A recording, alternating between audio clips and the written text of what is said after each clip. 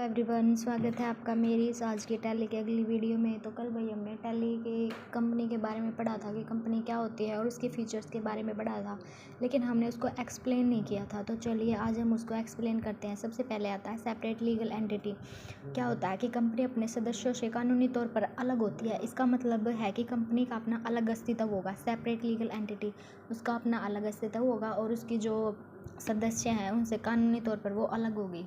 फिर आता है लिमिटेड लाइबिलिटीज़। लिमिटेड लाइबिलिटीज़ क्या होता है कि कंपनी के मालिकों की जिम्मेदारी सिर्फ उसके पैसों तक ही सीमित है जितना उन्हें कंपनी में निवेश किया है। लिमिटेड मतलब जैसे कि आपने मेरे को कुछ पैसे दिए हैं तो मेरी जिम्मेदारी उन तक ही सीमित है। ये नहीं है कि आपने दिए 4 लाख और आप आगे बोलो कि मेरे तो 6 लाख ख़राब हो गए, तो ये वो नहीं चलेगा, सिर्फ 4 लाख तक का ही चलेगा। ठीक है, अरे मैं एग्जांपल दे के बता रही हूँ। लिमिटेड लाइबिलिटीज़ आया समझ में। फिर इसके बाद आता है परपेचुअल सक्सेशन। मतलब कंपनी का अपना अस्तित्व बना रहेगा, चाहे उसका मालिक, डायरेक्टर या मेंबर बदल जाए या फिर मर जाए, उसका रिजाइन कर दे, लेकिन कंपनी का अस्तित्व लगातार बना रहेगा, उसमें कोई चेंजमेंट नहीं आएगी। फिर आता है आर्टिफिशियल पर्सन। आर्टिफिशियल एक ऐसी एंटिटी है जो ह्यूमन नहीं होता, लेकिन ला उसे इंसान जैसा मानकर उसके साथ डील करता है। आर्टिफिशियल पर्सन मतलब AI बोलते हैं जिसको, मतलब वो इंसान तो नहीं होता लेकिन हम उसको इंसान मानकर उसके साथ डील कर लेते हैं। ठीक है, फिर आती है कॉमन सील। कॉमन सील क्या होता है? मतलब कंपनी का ऑफिशियल स्टैंप होती है। ये कंपनी की तरफ से डॉक्यूमेंट पर लगाया जाता है ताकि ये समझ जिससे वो डॉक्यूमेंट ऑफिशियल और वैलिड बन जाता है। कोई भी सील होती है ना, हर कंपनी के अपनी अपनी अलग अलग सील होती है ताकि ये समझ आ जाए कि वे उसी की है, मतलब ये उसकी कॉमन सील होती है, वैलिड पता चल जाए।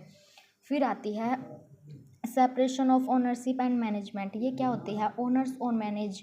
ओनर भी अलग होगा और मैनेजमेंट भी, दोनों अलग अलग होंगे। ओनर्स कंपनी के पास पैसा लगाता है और मैनेजमेंट कंपनी को चलाता है और डिसीजन लेता है। ठीक है, एक बार फिर से आपको रिवाइज करवा देती हूँ।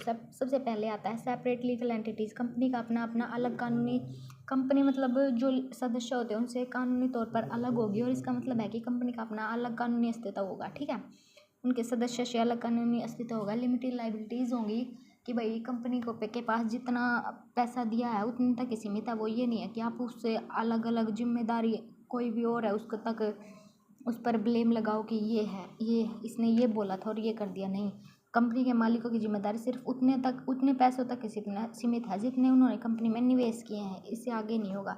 फिर है परपेचुअल कंपनी। मतलब कंपनी का अस्तित्व लगातार बना रहेगा, चाहे मालिक हो, डायरेक्टर हो या मेंबर, कोई भी हो, बदल जाए, मर जाए या उससे कोई फ़र्क नहीं पड़ेगा।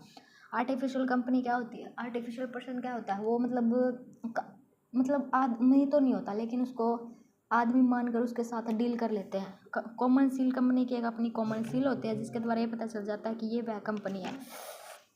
Separation of owners and management होता है, मतलब कंपनी मैनेजमेंट भी अलग होता है और ओनर भी अलग अलग होता है। ओनर क्या होता है? ओनर कंपनी में पैसा लगाता है, और मैनेजमेंट क्या होता है? जो कंपनी को चलाता है और डिसीजन लेता है। फिर आते हैं types of company. Base of size, base of liability और बेस ऑफ कंट्रोल, और बेस ऑफ अदर्स और बेस ऑफ स्टॉक। फिर इसके बाद हम करते हैं इसको।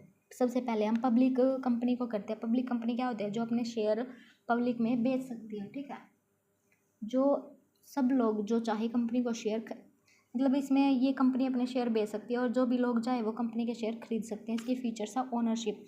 कंपनी का मालिकाना हक जनता के पास होता है। ओनरशिप किसके पास होती है? जनता के पास। लिमिटेड लाइबिलिटीज़ होती है, मतलब शेयर होल्डर की जिम्मेदारी सिर्फ उसके द्वारा खरीदे गए शेयर तक ही सीमित रहती है, वो पीछे मैं बता चुकी। रेज कैपिटल क्या होता है? पब्लिक कंपनी अपनी पूंजी बढ़ाने के लिए शेयर जनता को बेचती है, इससे ज़्यादा पैसा इकट्ठा करने में अपने कामकाज को बढ़ा सकती है। ठीक है, ज़्यादा से ज़्यादा शेयर अपने जो जनता होती है उसको बेचती है। रेगुलेटरी ओवरसाइट क्या होते हैं? इसको सरकार के बनाए कानून और नियमों का पालन करना होता है। सभी जरूरी रिपोर्ट भी तैयार करनी होती है। रेगुलेटरी ओवरसाइट क्या होता है?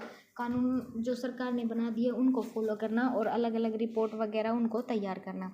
फिर आता है ट्रांसपेरेंसी। ट्रांसपेरेंसी क्या होता है? पब्लिक को अपनी वित्तीय जानकारी जैसे वार्षिक रिपोर्ट जनता के साथ साझा करनी होती है ताकि निवेशक और आम लोग कंपनी की स्थिति को समझ सके। मतलब ये जानना होता है कि कंपनी को ट्रांसपेरेंसी मतलब अपनी हर चीज़ जनता के साथ साझा करनी होती है, अपनी रिपोर्ट, वार्षिक वित्तीय विवरण। फिर आते हैं ट्रांसफरेबिलिटी ऑफ शेयर। अपने शेयर किसी भी व्यक्ति को बेच सकती है, इसे कंपनी की अनुमति नहीं लेनी पड़ेगी। ट्रांसफरेबिलिटी ऑफ शेयर क्या होता है? कंपनी अपने शेयर किसी भी शेयर होल्डर होते हैं वो अपने शेयर किसी भी व्यक्ति को बेच सकते हैं, इसके लिए उन्हें कंपनी की इजाज़त लेने की कोई ज़रूरत नहीं है।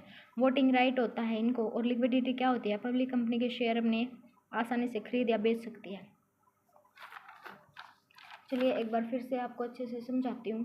पब्लिक क्या होता है? पब्लिक कंपनी क्या होती है? वो कंपनी जो मतलब अपने शेयर पब्लिक उनसे डायरेक्टली खरीद सकती है, चाहे अपने शेयर पब्लिक शेयर खरीद सकती है कंपनी से, जो भी चाहे वो सब लोग जो चाहे कंपनी से अपने शेयर खरीद सकते हैं। फिर आती है ओनरशिप। ओनरशिप किसके पास होती है? जनता के पास। कंपनी की लिमिटेड लाइबिलिटीज़ मतलब कंपनी में जितना निवेश किया है उन तक ही वो सीमित है। रेज कैपिटल, उसे अपनी कैपिटल बढ़ाने के लिए ज़्यादा से ज़्यादा जनता को अपने वह शेयर बेचती है। रेगुलेटरी ओवरसाइट क्या होता है? इनको सरकार को बनाए नियमों का पालन करना होता है और सभी रिपोर्ट तैयार करनी होती है। ट्रांसपेरेंसी, कंपनी को अपने सभी वित्तीय जानकारी जनता के साथ साझा करनी होती है। ट्रांसफरेबिलिटी ऑफ शेयर, अपने शेयर किसी भी व्यक्ति को कभी भी बेच सकते हैं, इसके लिए उन्हें शेयर होल्डर होते हैं वो अपने शेयर बेच सकते हैं, इसके लिए उन्हें कंपनी की अनुमति नहीं लेनी पड़ती। वोटिंग राइट होता है और लिक्विडिटी होती है, बहुत सारे शेयर कंपनी से खरीद या बेच सकते हैं। आई होप आप सभी को ये वीडियो अच्छी लगी होगी। अगर पसंद आए तो हम कल प्राइवेट कंपनी करेंगे। अगर कुछ ये लगे कि भाई समझ नहीं आया या फिर कुछ गलती हो गई है तो मेरे को ज़रूर बताना कमेंट में। तब तक के लिए धन्यवाद, मिलते हैं अगली वीडियो में।